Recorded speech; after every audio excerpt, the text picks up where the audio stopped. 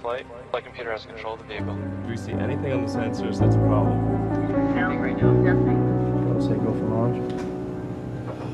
T-10. And to see them casting stones in your direction. It's difficult. And you had that third failure in a row. Did you think, I need to pack this in? Never. Why not? I don't ever give up. These salespeople is going to keep their jobs. And who's going to earn the most money?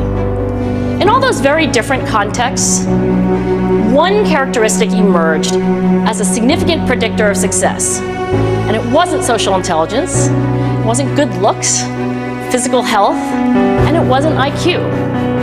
It was grit. Grit is passion and perseverance for very long-term goals. Grit is having stamina. Grit is sticking with your future, day in, day out, not just for the week, not just for the month, but for years. Wives, if they would join us as members of the study, many of the women said, you know, it's about time. So what have we learned? What are the lessons that come from the tens of thousands of pages of information that we've generated on these lives?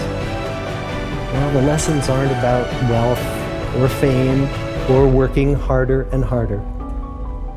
The clearest message that we get from this 75-year study is this: good relationships keep us happier and healthier, period. We've learned three big lessons about relationships. The first is that social connections are really good for us and that loneliness kills. It turns out that people who are more socially connected to family, to friends, to community are happier, they're physically healthier, and they live longer than people who are less well connected. And the experience of loneliness turns out to be toxic. People who are more isolated than they want to be from others find that they are less happy, their health declines earlier in midlife, their brain functioning declines sooner, and they live shorter lives than people who are not lonely. And the sad fact is that at any given time, more than 1 in 5 Americans will report that they're lonely. And we know that you can be lonely in a crowd and you can be lonely in a marriage. So the second big lesson that we learned is that it's not just the number of friends you have, and it's not whether or not you're in a committed relationship, but it's the quality of your close relationships that matters.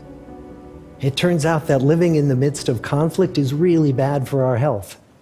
High conflict marriages, for example, without much affection, turn out to be very bad for our health, perhaps worse than getting divorced.